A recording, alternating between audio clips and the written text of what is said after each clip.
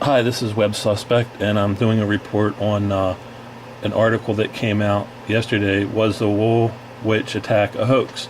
And we've all seen this video of attack in London by a supposed Muslim hacking people to bits in the streets. And I have an acquaintance online, Facebook and all that, who does articles on this sort of thing, and he scooped the article a day before Ajax Loans and the Disinfo News Network, and so he was pretty happy that he scooped it. But there's kind of a silent code going on now where there's where the Real Truth movement is sniffing out these media hoaxes days, weeks, or months before they're reported on, and then we're almost not even talking about it, but we're suspicious of things that are going on in the media. So Puppet Sock Watson, he did a report that the whole thing is kind of fishy, because how the video goes down, if you see it, this guy runs up and he's like, I'm sorry you had to see this, ladies, but we got to do it, and blah blah blah, and and then he supposedly runs across the street and hacks somebody up. But so like here's the videos, and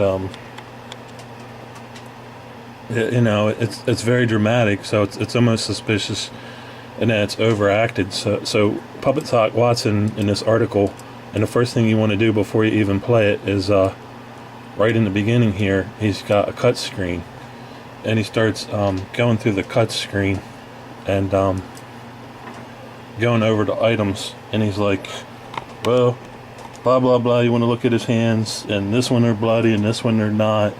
And so the inference here is that they're exactly the same, but this one he's got bloody hands and this one he doesn't.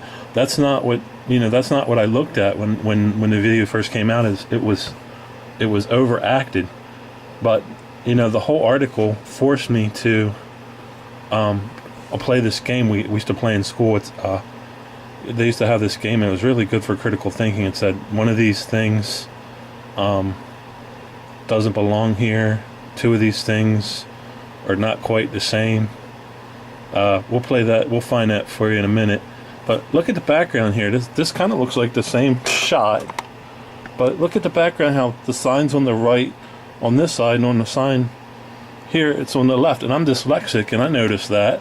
And then the perspective in the alley's different. So I talked to my friend who's a former insider of InfoWars, and I said, look at this. And I posted the article, and I'm like, there's two things going on here. Number one, the whole thing was done with a green screen. Now look at these sharp lines here on the pants. This could have been green screened. And I said, but here's the other possibility. My acquaintance and I, we both have degrees in computer graphics and commercial art. I said, the perspective shifted. So if the perspective shifted, then they have two camera people. Now they've inferenced, oh well, there's people standing by, and they force somebody to film it. But would they force two people to film it?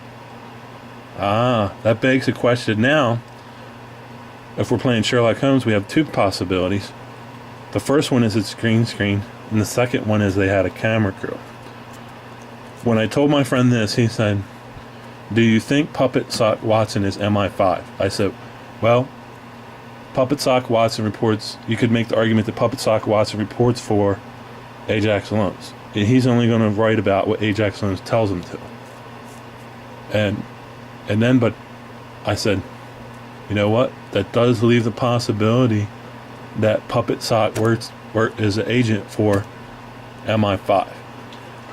So I'll play they're saying the second video is ITN footage. So, you know what? That begs the question is, how did ITN acquire the footage? Did they have a camera person there, or did they? Well, I'm gonna play both of them together.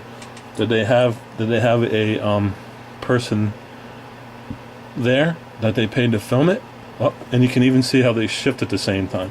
So that would back up the possibility that there's two camera people. And also look how close the camera person is in range to the video.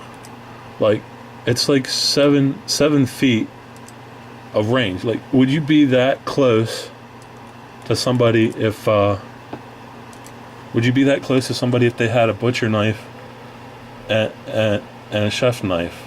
You know,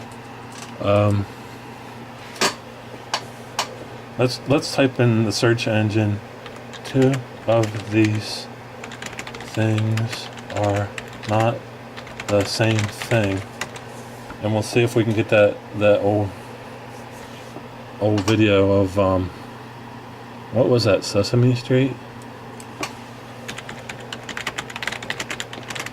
Sesame Street, same thing. And you know, I don't know if that video come up. I'm not saying it, but you can look for that one in your own, or you can do puzzles where something's different and something's changed, especially if you have kids. I don't have any yet, so if there's any truther girls out there, I don't have a significant other. I'm straight, so, but I don't know if that even matters, but you could try practicing that game with your kids if you have some, and use your critical thinking skills. That only, you know, Puppet Sock Watson, his article said that you know, the whole thing was real and it wasn't a hoax, and he's pointing to the hands, and we just saw their videos. They're not still frames, so why is there blood in the one, and even though it's not in the other? I mean, we could see the red line, and the red is not as red, but this looks more like a skin tone, and it seems like, you know, you get back to what they call, what's it, Her Majesty and Her Medical Magic.